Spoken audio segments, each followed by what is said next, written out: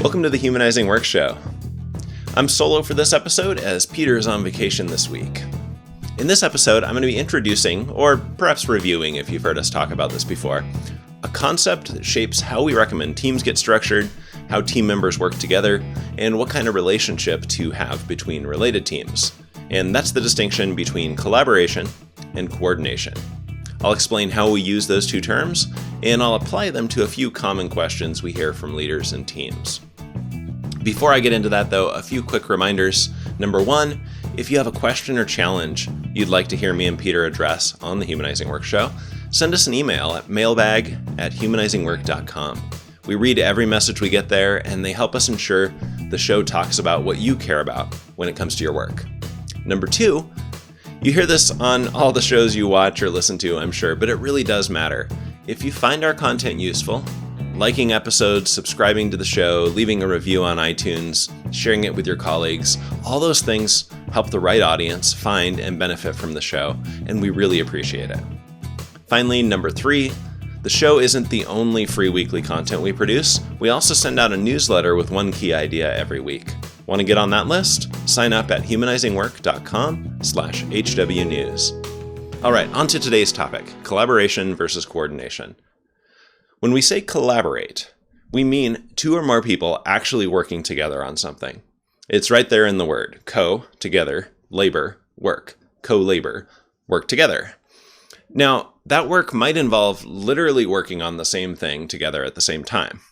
Yesterday, for example, one of my sons and I collaborated to assemble some furniture. We were right there side by side working on the same task the whole time. Similarly, I've done a lot of pair programming over the years. That's two of us working together on the same piece of code. But collaboration can also be a little less intensive. When Peter and I collaborate on something, it's often more like this. We'll both be working on, say, a new module for a course.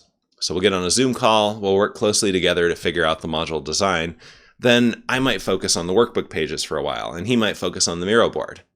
While doing that, we're both available to review and discuss what the other person is working on. And we expect that things will emerge in our task that affects the other person's task and vice versa. Sometimes we even leave the Zoom call running but go on mute. We're still working together on the same larger task at the same time, but we're not pairing on it. That's still collaboration as we use the term.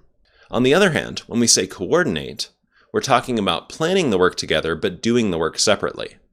Again, you can see this in the roots of the word itself. Together, ordinate, put in order. What do we do together? We order the work. We make a plan. Peter and I coordinated the work for this episode. We made a plan together. I'd script and shoot the episode while he was out on vacation, and then he'd oversee the video and audio production at the end of the week when he was back. Peter doesn't need to be available or really even involved in my work, and I likewise don't need to be involved in his. So when do you choose one mode of working versus the other? When should you collaborate? When should you coordinate? Well, collaboration is the right move when there's some complexity to the work, when there's interdependence, when things can emerge, when you're going to learn about what the work is as you do it. That emergence requires different people to work more closely together. It benefits from shorter feedback loops. And even if we made plans for that kind of work, they'd tend to get blown up pretty quickly. Coordination is the right approach when the work is predictable, especially when the relationship between my work and your work is predictable. For example, in the case of producing this episode, we know from reason and experience that the shooting comes before the editing, and we know that it's really rare for something to happen during editing that causes us to have to change the script or to reshoot something. So we can predict pretty confidently that my work will come before Peter's. We can coordinate that. If you're familiar with Dave Snowden's Cynefin sense-making model, as many of our clients are, we could say you collaborate in the complex domain, you coordinate in the complicated domain. Now, this has huge implications for team structure because real teams are one of the best contexts for collaboration. When you're on a dedicated team with a shared purpose, it's easy to align your work around that purpose. Collaborating across teams, though, is difficult or impossible. Because that other team is oriented towards collaborating around its own shared purpose, it's disruptive when something from outside that team interrupts the work. Coordination between teams works really well. our team is going to work on X, your team's going to do Y, here's the relationship between those things, here's how we'll keep each other up to date, and then off we go separately. So we strongly recommend locating complexity within the team boundary for the easiest collaboration. Let complicated things span teams. Avoid complexity spanning teams. And by the way, if you organize teams around complexity today, a year from now, the complexity may have moved, and the old team structures that worked really well may not be working anymore. People may now need to collaborate across teams. That's a sign you need to reorganize your teams. Most organizations that can have moved to distributed remote work these days. Collaboration is most natural in person, working in a team room. That's why this was the original ideal for agile teams. You have high bandwidth communication, you're protected to some extent from distractions outside the team, you can have shared visibility into the state of the work. It's easy to see if somebody's in a good place to get their attention or if they're focused on something. Now, remote work has its advantages. I certainly like working from home, but it requires intentionality to make collaboration happen remotely. We often have to schedule overlapping work time specifically for it. And we have to have tools like Zoom, Miro, Google Docs, etc. to support interactive remote work.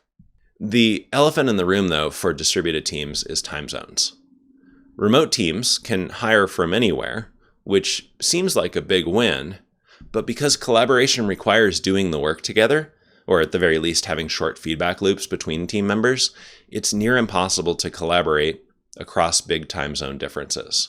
We were talking with a client recently who was struggling with this. This particular group had people on the west coast of the US and people over in the UK. That's an 8-hour time difference. For them, the most obvious teams with respect to grouping the right skills together spanned the time zones, but those teams found it impossible to actually collaborate. The split teams ended up functioning like two partially staffed teams coordinating with each other. It really didn't work.